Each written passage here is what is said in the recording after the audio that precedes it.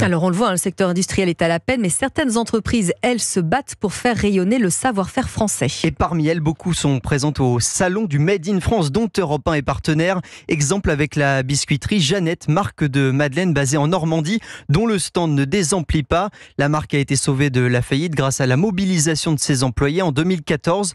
Et depuis, elle attire autant pour la qualité de ses gâteaux que pour son histoire. Yoann Madex s'est rendu sur place pour Europe 1.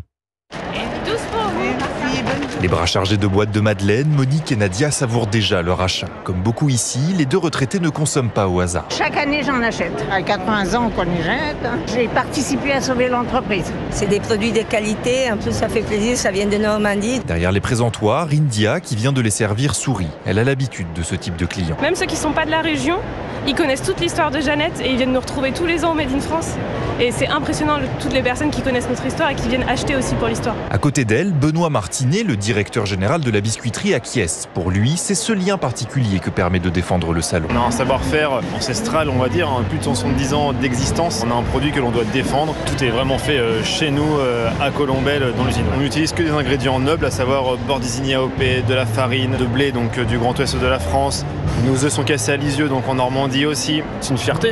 Et je pense qu'aujourd'hui, c'est important de défendre ça. Et côté client, ça marche. En 2 jours de salon, la biscuiterie a déjà vendu pour plus de 20 000 € de madeleine. Yoann Madex pour Europe 1.